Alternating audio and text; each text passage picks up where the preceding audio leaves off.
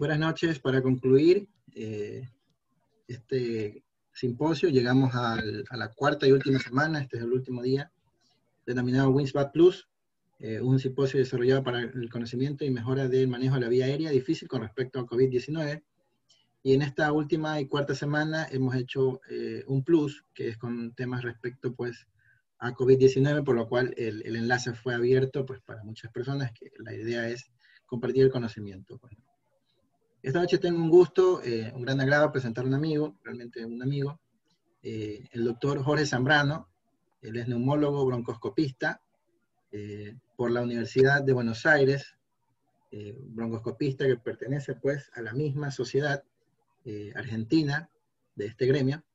Es especialista en rehabilitación respiratoria por la Universidad San Martín, también de ventilación no invasiva en el Hospital Sant Pau de Barcelona. Y pues desarrolla sus actividades en la clínica Kennedy Policentro, como lo pueden ver aquí en la ciudad de Guayaquil. Es un médico también deportólogo, Jorgito, si no me equivoco, también no lo tengo aquí en la mano en tu currículo. Oh, perdón, lo acabo de ver en tu presentación. Bueno, quiero agradecerte de antemano tu participación, tu tiempo, y sin más te dejo a cargo del Auditorio Estudio. Bueno, buenas gracias por la invitación. Muchas gracias por la invitación. Voy a tratar de ir un poco rápido, sé que están cansados. La mayoría, entiendo que muchos son intensivistas o son médicos que se dedican a la parte intensiva.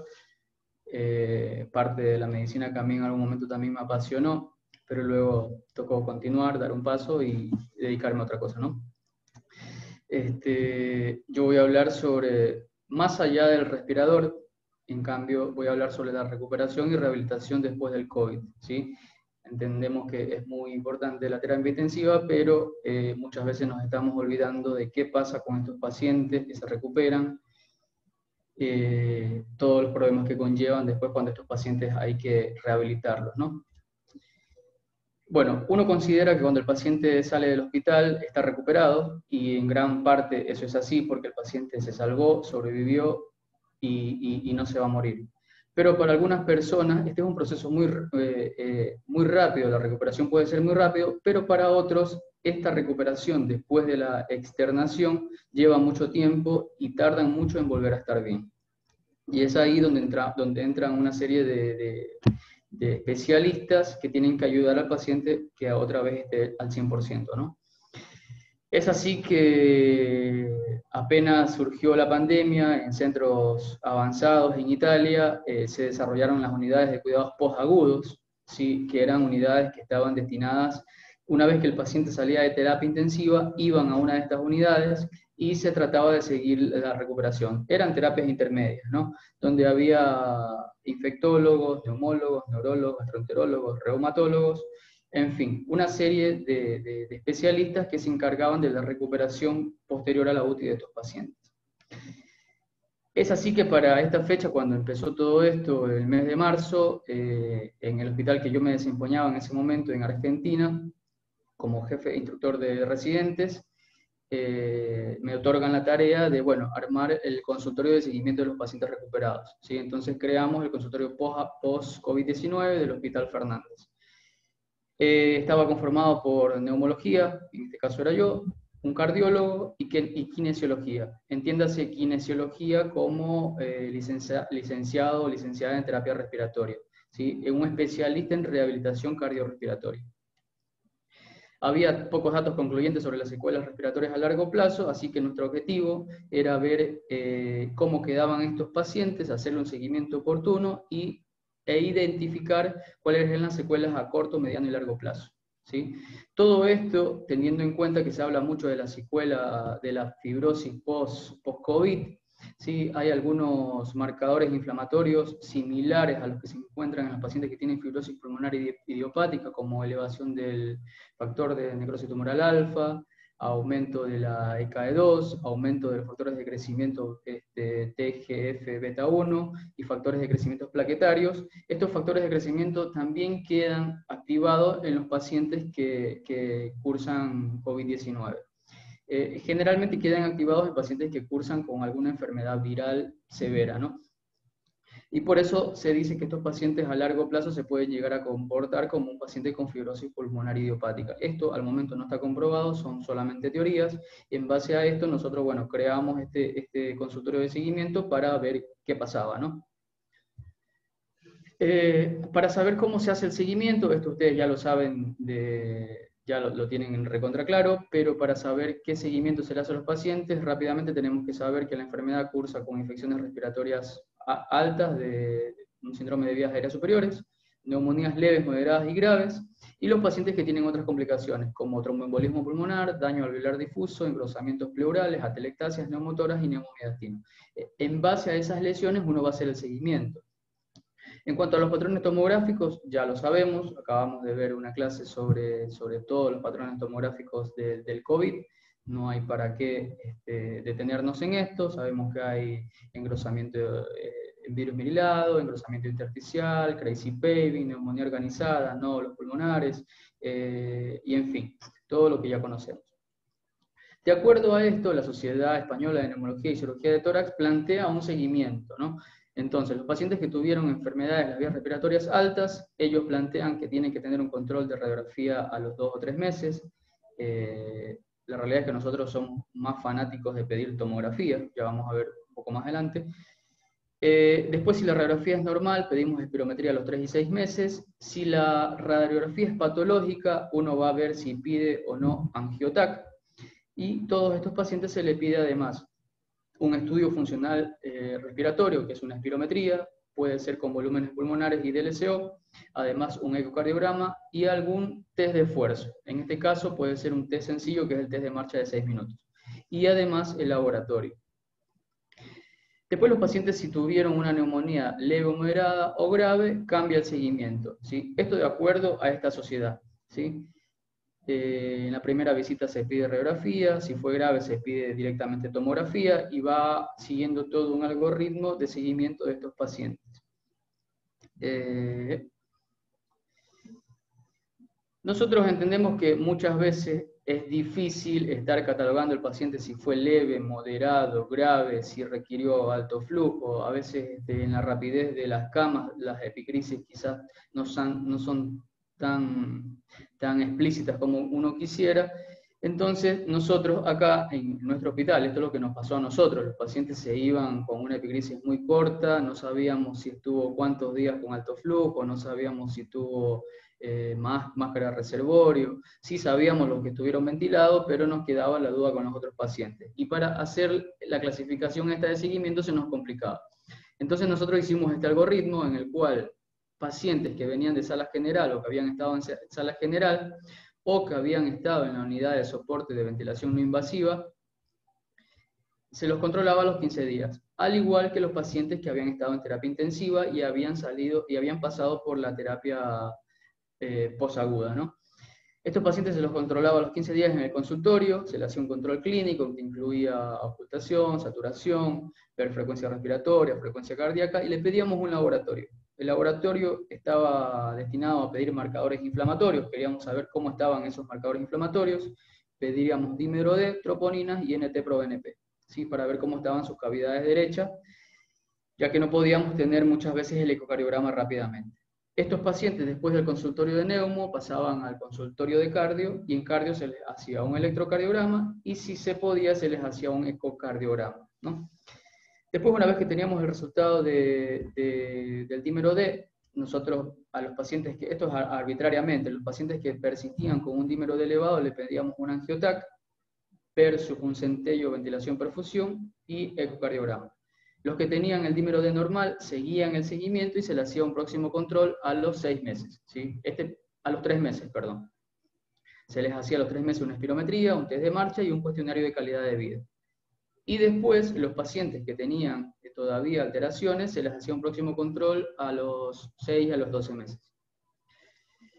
Entonces, ¿los estudios de seguimiento en pacientes recuperados por COVID son necesarios? Y sí. El pulmón es el sitio principal de infección por el SARS-CoV-2, entonces tenemos que saber cómo queda ese pulmón, con qué secuelas pulmonares queda. Se desconoce a largo plazo cómo va a quedar estos pacientes, ya empiezan a haber algunos datos que todavía no son concluyentes. Y por lo tanto es necesario hacer un seguimiento de estos pacientes recuperados para hacer unas evaluaciones integrales, detectar algún tipo de patología, ver el estado psicológico de estos pacientes también es importante, además del aspecto físico y social, ¿no?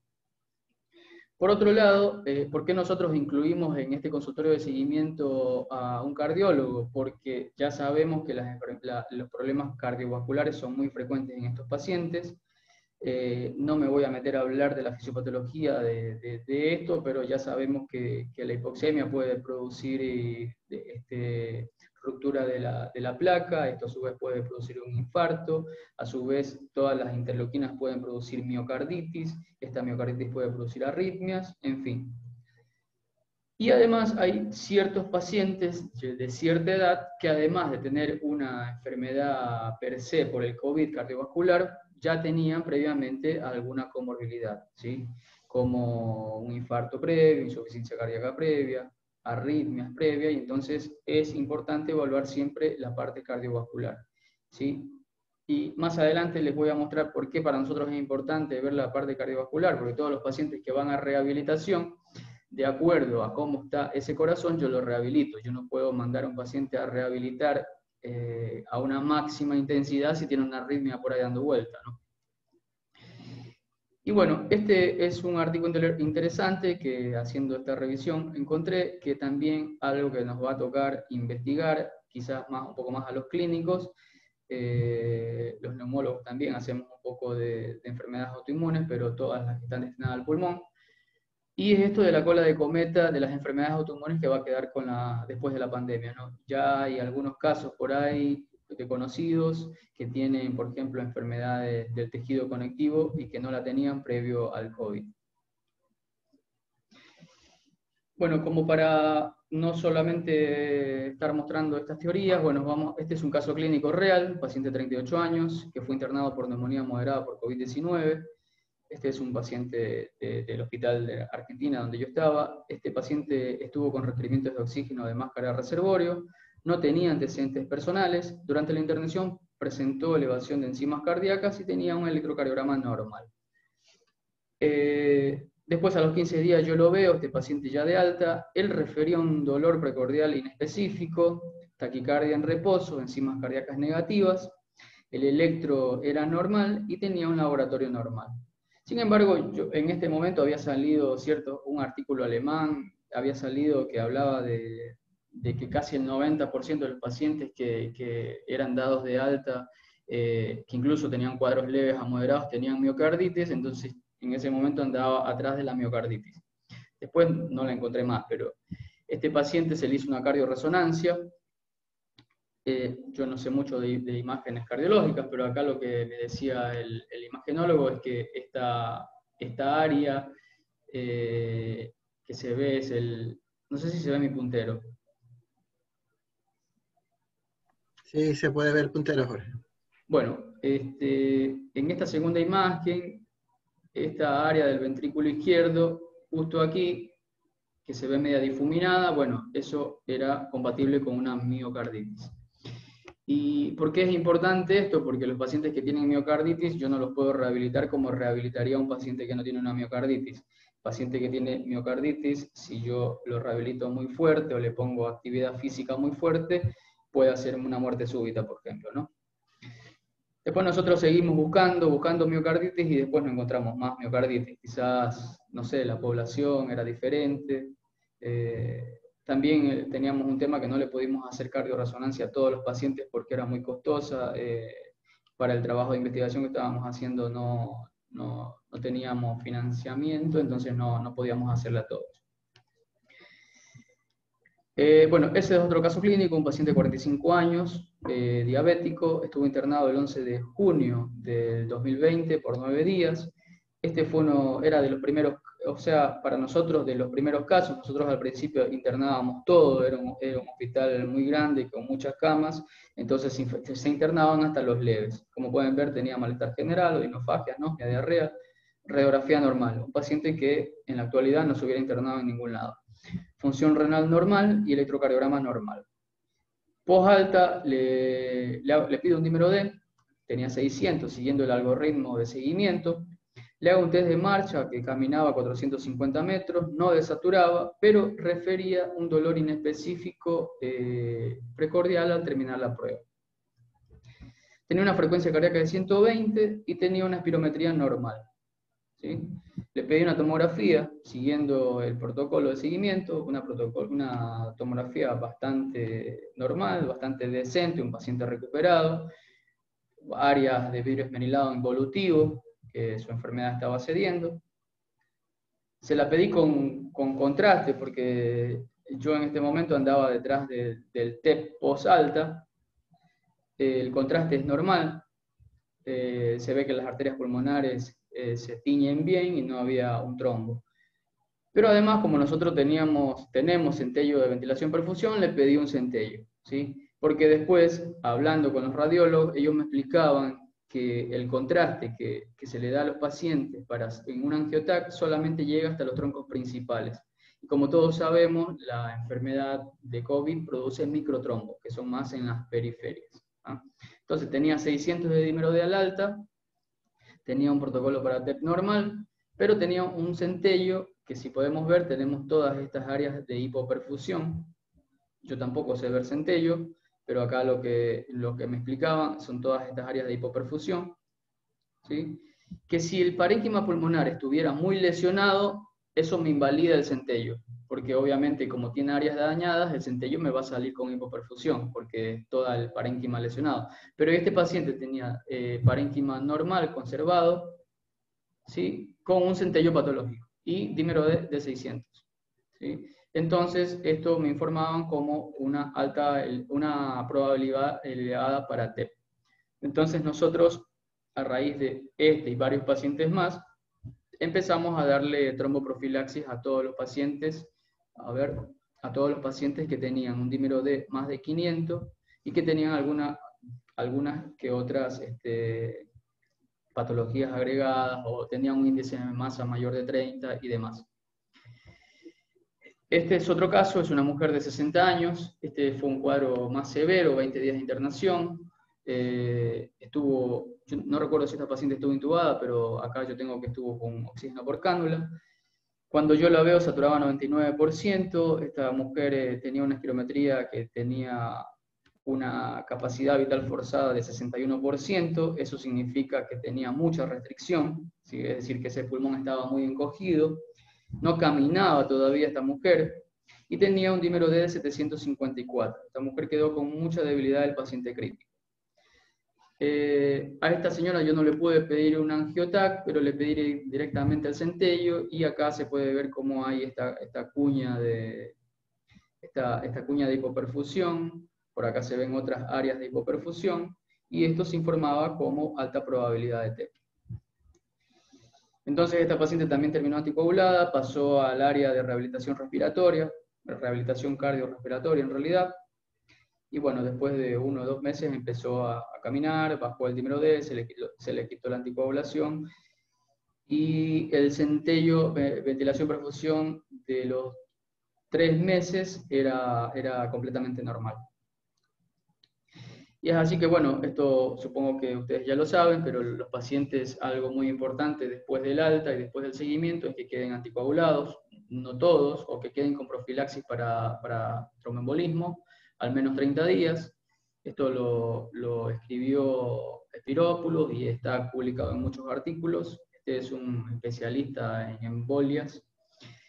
Él escribe y dice que deberían estar anticoagulados los pacientes que tienen un dímero D por 2 delímetro superior de lo normal durante la hospitalización, y que además haya tenido una enfermedad embólica previa, o que tenga 2 de los siguientes criterios: edad más de 60 años, gran cantidad de nuestros pacientes, que hayan estado en terapia, muchos de nuestros pacientes, que hayan tenido parálisis o paresia de las extremidades inferiores, que tengan un cáncer actual o que tengan alguna trombofilia conocida.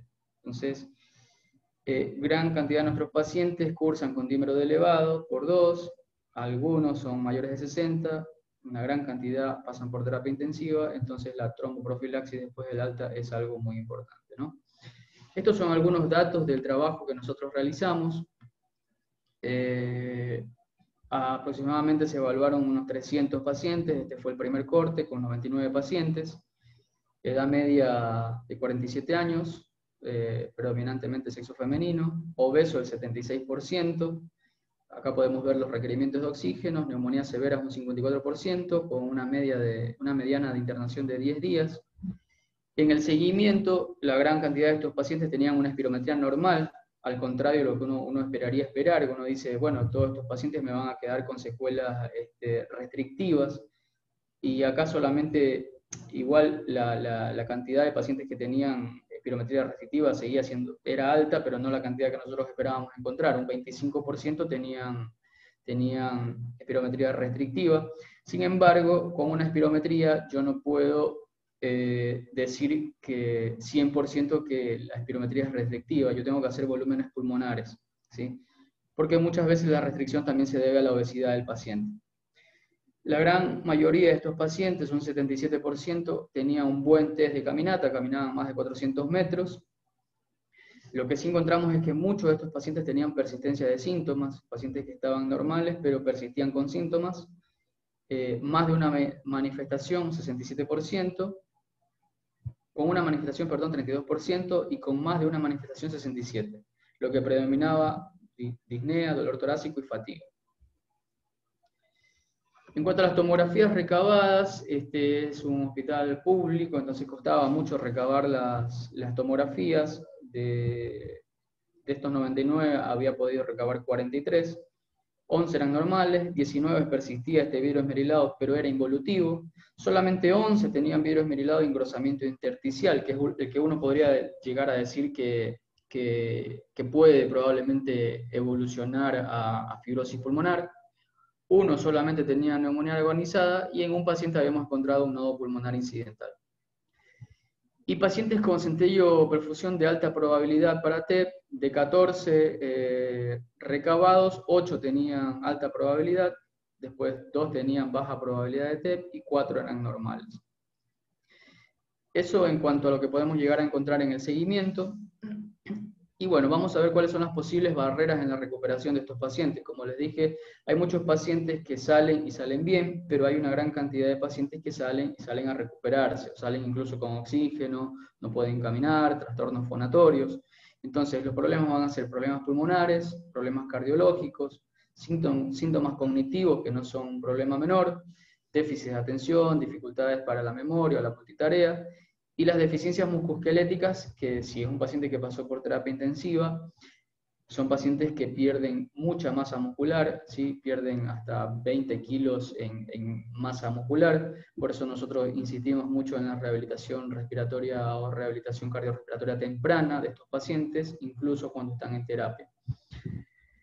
Entonces, en el camino de la recuperación uno tiene que hacer una valoración respiratoria completa, aquí es donde entra un neumólogo, hay que hacer una valoración cardiológica, tiene que estar también un fisioterapeuta o rehabilitador respiratorio, un fonoaudiólogo. Muchos de estos pacientes quedan con trastornos fonatorios, trastornos del lenguaje, y por qué no psicólogos y psiquiatras, ¿no? Bueno, yo me voy a enfocar un poco más en la valoración respiratoria. Como les dije, nosotros les pedíamos una tomografía de tórax, una espirometría. Además, a estos pacientes sí es importante realizarles PIMAX y PEMAX, que son dos pruebas que evalúan los músculos respiratorios, inspiratorios y expiratorios respectivamente, ya que son músculos que quedan también agotados. Y una prueba un poco más compleja que uno podría llegar a pedirle a estos pacientes es una DLCO, que es una difusión de monóxido de carbono, ¿sí? Es una prueba que me mide el grado de intercambio gaseoso a nivel alveolar, ¿sí? Porque muchas veces yo puedo tener una tomografía normal, lo normal de esta prueba es de 80 a 120, perdón.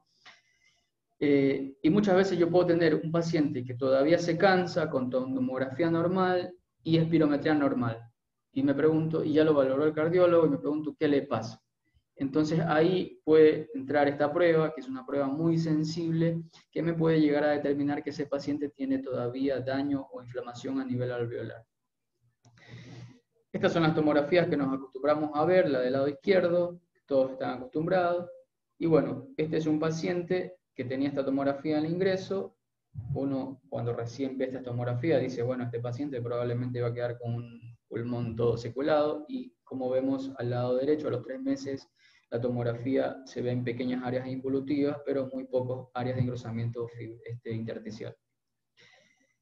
En cuanto a la espirometría, esto no es una clase de espirometría, pero bueno, es un estudio que mide el volumen de aire que un sujeto expira e inspira de manera forzada en función de tiempo. Es el estudio pulmonar más utilizado con fines diagnósticos, de monitoreo de una enfermedad, de respuesta a tratamiento, y que incluso me determina incapacidad laboral, se utiliza como prequirúrgico, y en todas las enfermedades que tengan compromiso respiratorio, ¿sí? Es un estudio que parece sencillo realizarlo, pero en realidad es algo complejo porque es una maniobra antifisiológica en la cual el paciente tiene que hacer todo exageradamente, inspirar exageradamente, soplar con mucha fuerza y exhalar todo lo que pueda durante un tiempo determinado. A veces a muchos pacientes esto les cuesta. Y además, para que sea una buena espirometría, no tiene que tener artefactos, el paciente no tiene que toser, no tiene que cerrar la glotis, no tiene que tener obstrucción de la boquilla, no tiene que haber fugas de aires, no puede hacer esfuerzos variables, y debe de tener buen comienzo, buen ascenso, buena curva, un tiempo adecuado y un esfuerzo máximo. Yo hago hincapié en esto porque me he encontrado con muchas espirometrías que no están bien hechas, ¿sí? Por ahí dicen que zapatero a su zapato, y eso es una realidad. Si yo no sé hacer una espirometría, no sé cómo se hace, no me puedo comprar un espirómetro y ponerme a hacer espirometrías como me salgan, ¿no? Después, uno tiene que hacer 3 maniobras aceptables y reproducibles, es decir, 3 maniobras tienen que parecerse entre ellas, no tienen que tener una variación de más de 150 mililitros en el FBC o en el BEPS-1. Y después, bueno, viene la interpretación de la espirometría. Si el volumen expiratorio forzado, la relación volumen expiratorio forzado en el primer segundo y la capacidad vital forzada están bajas, ¿sí? Eso es una obstrucción. Y posterior a eso, yo voy a ver qué grado de obstrucción tiene con el BEPS-1, ¿sí? Después, si esta relación es normal, lo siguiente que voy a mirar es la capacidad vital forzada. Si es normal y la relación es normal, la espirometría es normal. Pero lo que me puedo encontrar en los pacientes que tuvieron COVID o tienen alguna enfermedad respiratoria es que esta capacidad vital forzada está baja. Y eso sugiere un trastorno restrictivo. No lo confirma, la única forma de confirmar la restricción son los volúmenes pulmonares. ¿Por qué? Porque la espirometría no me mide lo que se llama volumen residual, ¿sí? Que es el volumen que queda en el pulmón y que impide que esos pulmones se colapsen, ¿sí? Después de hacer una exhalación forzada, esa pequeña cantidad de aire que queda en el pulmón, una espirometría no la puede medir. Y el único aparato que lo puede medir es un estudio de volúmenes pulmonares. Con eso yo confirmo la restricción, ¿sí? Esta es una espirometría más o menos bien hecha, ¿sí? Porque el paciente no hace acá la rama inspiratoria. Sin embargo, se repetía la espirometría en varias pruebas. ¿Sí? Si podemos ver, la espirometría debería seguir esta línea verde o naranja, debería seguir este punteado de líneas verdes. Y lo que vemos es una curva espirométrica disminuida de tamaño, ¿sí? Eso se traduce se traduce en un pulmón disminuido de tamaño. Y como podemos ver acá, tiene una relación de 93%, que eso es normal, es más de 70%. Y lo siguiente que vemos es que la capacidad vital forzada tiene menos de 80. ¿Sí? Cuando la capacidad vital forzada está a menos de 80, yo digo que ese paciente tiene un trastorno que sugiere restricción, ¿sí? Este paciente tenía una tomografía todavía con engrosamientos intersticiales, entonces era comprensible que esta espirometría fuera restrictiva. Esto a los 3 meses, ¿no? Aquí hay que esperar para volverle a realizar una espirometría a los 6 meses, ver si se mantiene, mejora o empeora, ¿sí? Lo que hemos visto es que los pacientes con la rehabilitación respiratoria, estas espirometrías, vuelven a estar casi a la normalidad, o a la normalidad, no sabemos en realidad si a la normalidad porque estos pacientes no tenían una espirometría previa. Después los estudios de PIMAX y PEMAX. PIMAX es la presión inspiratoria máxima, me mide la fuerza de los músculos inspiratorios. El principal músculo inspiratorio es el diafragma, ¿sí? Un músculo que, como todos sabemos, en ventilación mecánica se agota mucho, pierde mucho su grosor y muchas veces es causa de destete dificultoso, ¿no? Los valores van entre 70 y 100, ¿sí? Cuando está menor de esto, los pacientes pueden tener trastornos gasométricos, pueden tener trastornos como retención de PCO2, hipoventilación alveolar, entre otros. Y después el Pmax es la presión exhalatoria, ¿sí? Que son todos los músculos expiratorios. ¿Esto para qué me sirve? Esto me sirve para ver, esto más previo al alta, ¿no? Previo a la decanulación, para ver el reflejo de oxígeno de estos pacientes y ver si defienden vía aérea. Hay muchos pacientes que nosotros igual le hacemos post-alta porque quedan con una tos ahí residual, que aparentemente se aspiran. Entonces evaluamos si ellos tienen un reflejo de oxígeno acorde. Esto es lo que les decía, la DLCO, la capacidad de difusión pulmonar. Es un estudio que habitualmente se hace para resecciones prequirúrgicas pulmonares, cirugías de reducción de volúmenes pulmonares en pacientes que tienen EPOC, por ejemplo, diagnóstico inicial de enfermedad intersticial pulmonar. Entonces, por esto, muchos de estos pacientes tienen indicaciones de DLCO, porque una enfermedad intersticial, cuando recién empieza, los cambios tomográficos son sutiles, quizás hay un pequeño mosaico, cosa que se ve quizás en los pacientes, en la tomografía de los pacientes que tuvieron COVID.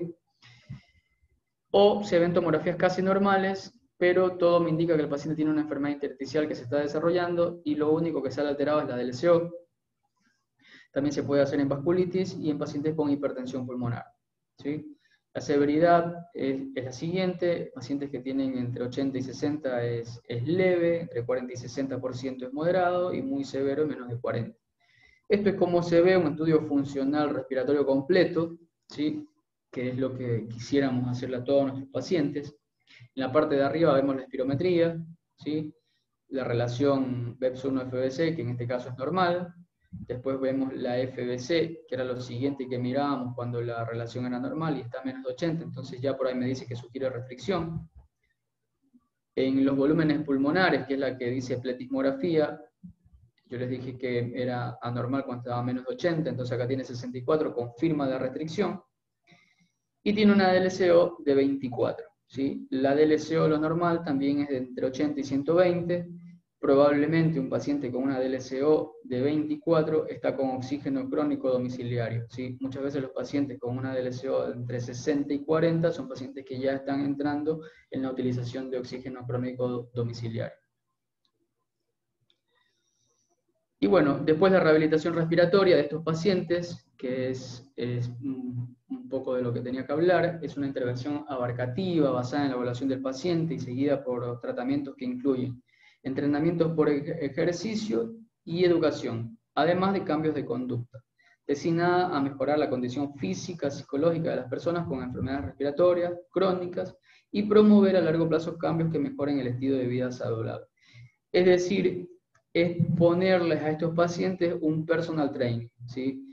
Es entrenarlos como entrenaría a una persona sana en un gimnasio, solamente que acá tiene que ser controlado por un profesional que va a controlar frecuencia cardíaca, presión arterial, frecuencia respiratoria, y le va a programar saturación, y le va a programar ejercicios de acuerdo a ciertas evaluaciones que ellos van a realizar, ¿sí? Como son test incrementales, test de carga constantes, pruebas de esfuerzo para ver cuánto pueden levantar de peso y demás.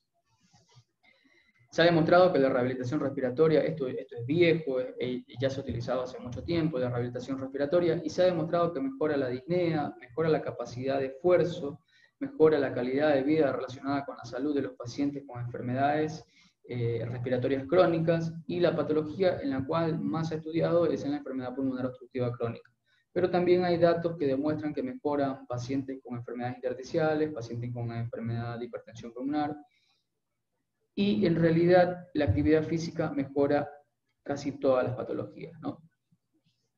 Los componentes fundamentales son el entrenamiento muscular, ¿sí? Son la educación, la fisioterapia respiratoria, sin dejar de lado además la terapia ocupacional, soporte psicosocial y la intervención nutricional.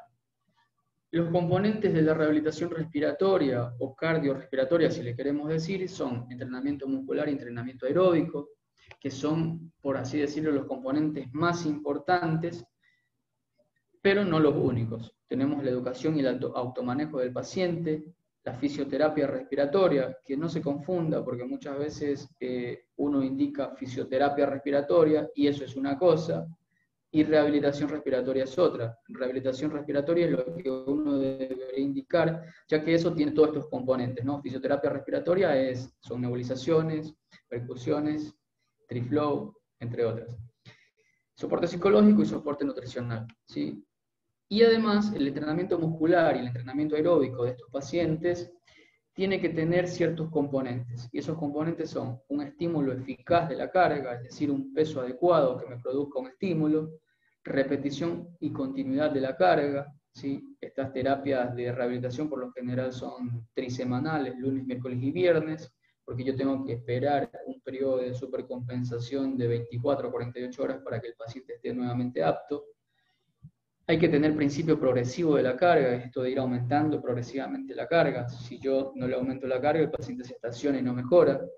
Después, relación óptima de la carga, principio de versatilidad de la carga, principio de reversibilidad de la carga, principio de especificidad de la carga y individualidad, ¿sí? Esto no puede ser como una receta de cocina en la cual yo le pongo a todos los pacientes que levanten 5 kilos y que caminen 30 minutos, ¿no? Cada paciente tiene que ser evaluado por separado y en relación a lo que él puede realizar se le programa un tipo de rehabilitación. Y bueno, en un programa de rehabilitación respiratoria se evalúa la disnea con escalas que ya existen, como la MMRC o la escala de Borg. Se realizan cuestionarios de calidad de vida, el principal es el que está de primero, el cuestionario de St. George. Y se mide la tolerancia al ejercicio, ¿sí? Existen muchos test para evaluar la tolerancia al ejercicio, pero el más fácil, el más práctico es el test de marcha de 6 minutos, ¿sí? El cual se realiza en un pasillo largo que tiene que tener 30 metros y se le pide al paciente que camine durante 6 minutos continuamente como lo haría habitualmente, ¿sí? Es reproducir la caminata del paciente que haría en su vida cotidiana. Y yo ahí voy a medir cuántos metros camina, si desatura o no. Esto me va a dar una pauta para ver si lo entreno con oxígeno o lo entreno sin oxígeno. Veo su frecuencia cardíaca y si el paciente para. Y si para, tengo que saber por qué para, ¿no? Porque hace taquicardia, porque tiene dolor precordial, entre otras. Y bueno, la rehabilitación, a manera general, esto de rehabilitación respiratoria es inmenso, pero a maneras generales, pacientes que fueron leves y que fueron dados de alta, lo que se les indica es recuperación de la quietud física y ajuste psicológico, es decir, que se muevan. ¿Sí? Muchas veces los pacientes salen de estar acostados en una cama a seguir acostados en una cama y eso no les ayuda. Pacientes que fueron leves se les deja que ellos elijan algún tipo de actividad aeróbica, como andar en bicicleta, caminar, jugar al fútbol, en fin, algún tipo de actividad que a ellos les guste. Pacientes que estuvieron con neumonías graves o que fueron severos, tienen ciertos criterios de exclusión, se los excluye del programa o se los rehabilita más levemente si tienen una frecuencia cardíaca aumentada, si están hipotensos, si están hipertensos, si saturan menos de 95, esto es relativo, porque muchos de nuestros pacientes saturan 92 al alta y están con 2 litros de oxígeno todavía y poco a poco van a ir recuperando, ¿no? Y bueno, los medios para entrenarlo, hay muchos, esto es una cuestión de idearse forma de entrenar a los pacientes, pueden ser caminar, escaleras, bicicleta, mancuernas, pesas, pelotas, bandas.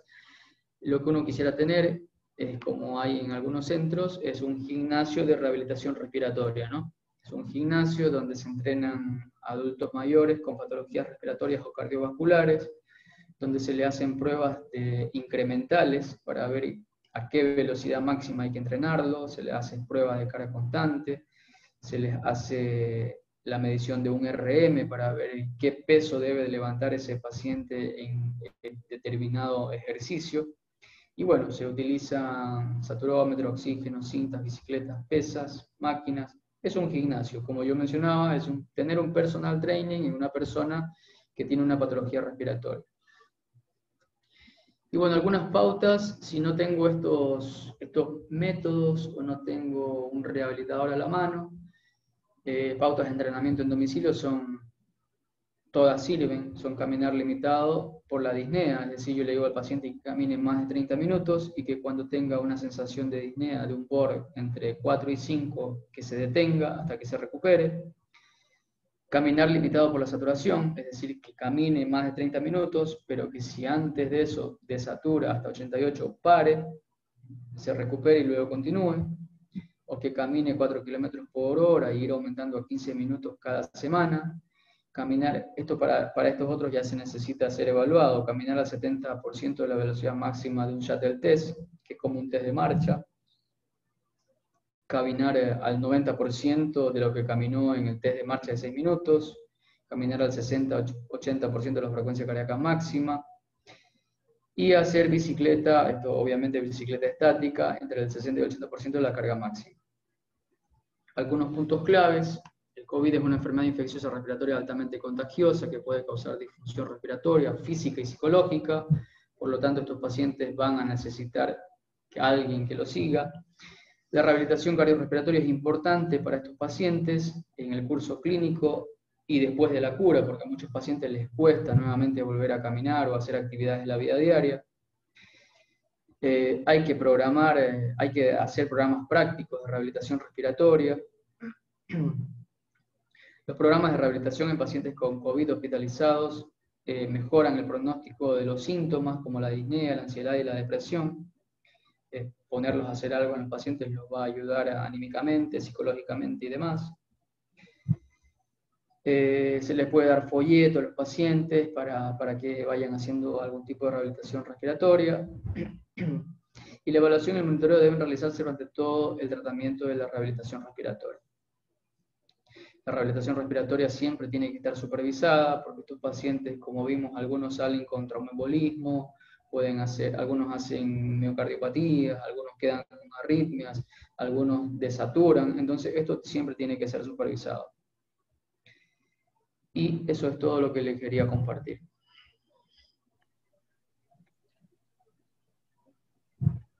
Gracias, Jorgito. Bueno, ha sido una noche larga. Gracias para los que siguen conectados. Si tienen alguna pregunta, me parece el momento de realizarle al doctor Zambrano. Yo tengo que darte un agradecimiento. Espero que si alguien tiene una pregunta. Jorge, bueno, quiero agradecerte obviamente por la presentación. Pienso que hay un grupo... si alguien va a hacer una pregunta, siga nomás. No sé si... Martín. Sí, Martín, te escuchamos. ¿Cómo le va? Buenas noches. Saludos a Jorge también. Buena exposición. Tengo dos preguntas ahí. Primero, ¿cuándo recomiendan post-externación el inicio de la rehabilitación respiratoria o pulmonar? Y segundo, si acá en el medio de Ecuador, que no conozco mucho acá por la zona, se hace rehabilitación en gimnasio post-COVID. Bueno, la rehabilitación debería empezar desde la internación, ¿sí? No se debería esperar que el paciente esté de alta para rehabilitarlo. Se ha demostrado que los pacientes que se los moviliza más tempranamente, aún estando internados, les va mejor, evitas en cierto grado todo este tema de la debilidad muscular post-UTI, evitas atrofia, activas incluso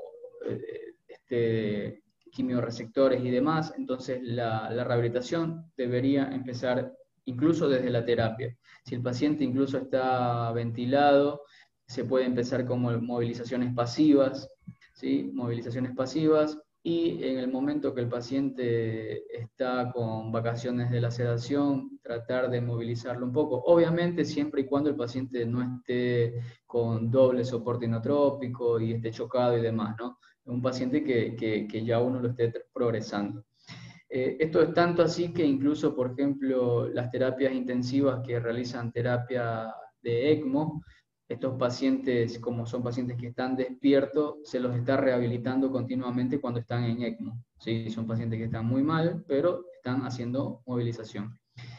Y en cuanto si existe o no gimnasios de rehabilitación respiratoria, acá la rehabilitación respiratoria como tal en el país es bastante nueva. Sé que hay algunos colegas que hacen algo de rehabilitación respiratoria, pero por ahí siempre existe la confusión de que rehabilitación respiratoria es fisioterapia respiratoria y en realidad no es así. Como tal, un gimnasio como tal, yo que existiera previamente no había, pero actualmente la licenciada Giovanna Binetti inauguró un gimnasio de rehabilitación respiratoria en el Hospital Bicentenario junto con la alcaldía. Ellos están haciendo rehabilitación respiratoria, cardiorrespiratoria en ese lugar, y es lo que conozco al momento como gimnasios establecidos para rehabilitación. Después sé que en Quito existen un par de gimnasios, que no recuerdo en este momento los nombres, pero son los que yo conozco.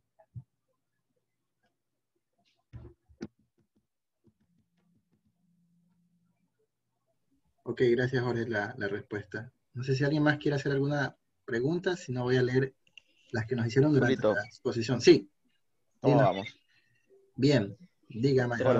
Otra vez, Darío. Felicidades, ¿ah? Gran charla, buen tema. ¿Tienes algún dato de sobrevida en el paciente que estuvo con distrés severo por COVID? Dato de sobre... No entiendo la pregunta, pues esa es una pregunta que deberían respondérmela ustedes. No, es que, o sea, acuérdate que nosotros perdemos la pista al paciente cuando se va. Sale de terapia intensiva, por ahí lo seguimos un poco en hospitalización, sobre todo los casos más severos, pero una vez que salen, realmente perdemos la pista de la mayoría. No, mira, de Tú que este haces un trabajo... poco consulta, quería Sí. saber si tenías ese dato. Ahí te entiendo. Mira, de los pacientes que se fueron, de los pacientes que yo vi y que seguí en este hospital en Argentina, porque estaba a cargo del programa, todos los pacientes que salieron de terapia y que estuvieron severos, todos esos pacientes yo los vi al control y eran los pacientes que tenían una espirometría restrictiva, pero eran pacientes que caminaban más de 400 metros, y te puedo decir que la gran mayoría estaban bien, ¿sí? A esos pacientes les falta el control a los 6 meses, que deberían estármelo pasando en estos momentos. Algunos de esos pacientes tenían estos cambios tomográficos de engrosamiento intersticial, que es el que tú dirías, no sé qué va a pasar con ese paciente dentro de 2 años, ¿no? Que es el paciente que uno pensaría que ese engrosamiento va a seguir aumentando y que la DLCO estaba en 60, por ejemplo.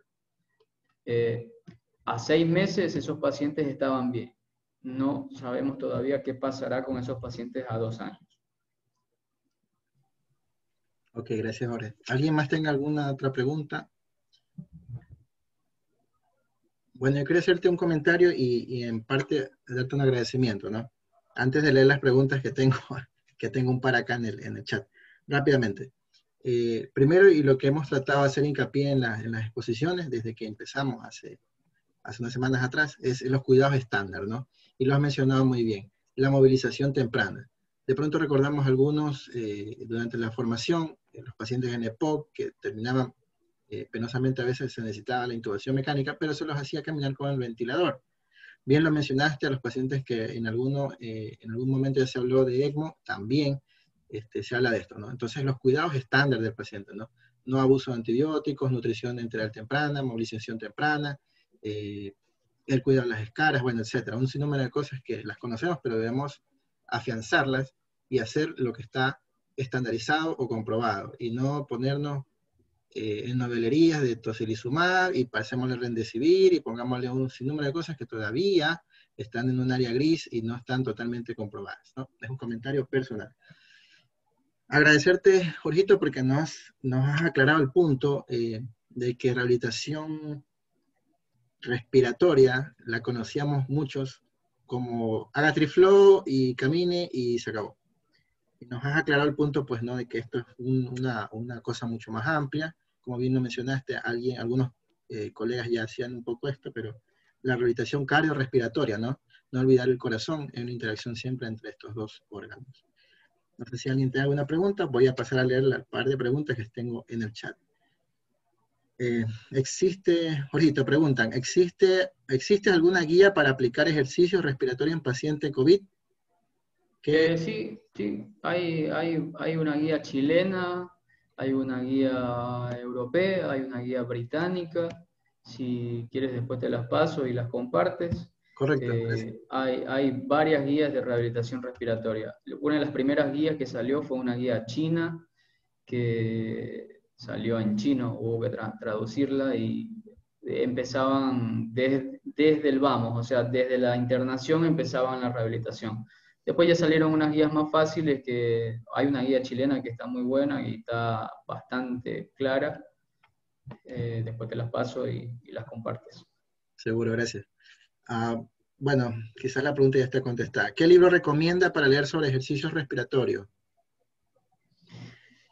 No sé quién hace la pregunta, pero más que libros hay artículos, y a los que les interesa, si hay kinesiólogos, terapistas respiratorios o clínicos interesados en el tema. Nosotros este año damos el segundo curso de rehabilitación respiratoria con la Universidad de las Américas, más o menos en el mes de junio, donde estaremos dando un curso de 2 meses más o menos. Y ahí, bueno, estaremos explicando muchas cosas del tema, ¿no? Libro como tal, yo no conozco, la verdad es que desde que uno estudia de artículos, ya los libros, no sé, a veces uno va perdiendo esa costumbre de leer los libros, ¿no? Pero artículos hay muchos. Algunos compramos libros para ponerlos detrás y que se vea bonito, ¿no? Sí, sí. Bueno, perfecto, ahí espero me compartas y yo con gusto comparto pues, al grupo. Sí, dale, yo tengo eso y te comparto. Chévere. Sigo haciendo preguntas. ¿Es útil el uso de Triflow? Me imagino que, bueno, el respirador lo conoce.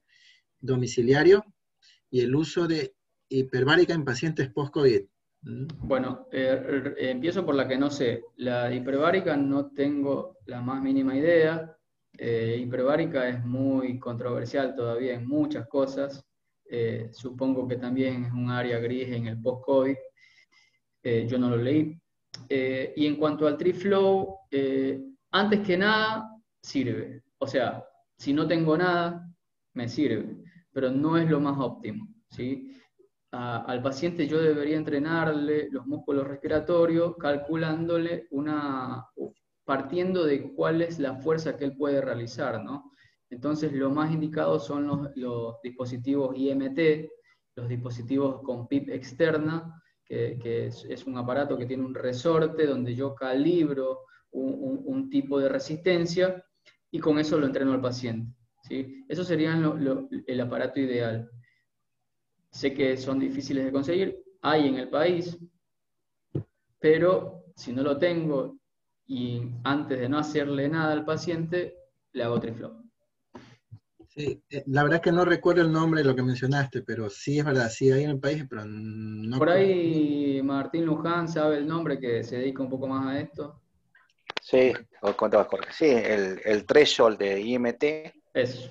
Para el entrenador de músculos inspiratorios es mejor. Ten que primero medir la Pimax. Entonces ahí vas luego sacando un valor por un 30%, lo vas entrenando gradualmente al paciente.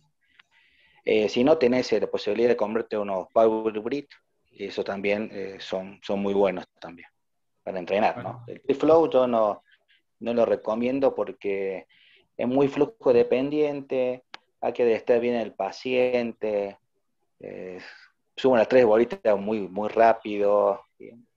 No es muy útil porque no es muy objetivo como el threshold IMT, y el Power Breath también es objetivo. No genera la resistencia que uno quisiera, ¿no? Entonces claro, es preferible lo puedes medir bien. Exacto. Ok, entonces tenemos claro, no es Triflow y camine y ahí vemos. Es un poco más que eso. Bueno, no sé si alguien tenga alguna otra y última pregunta.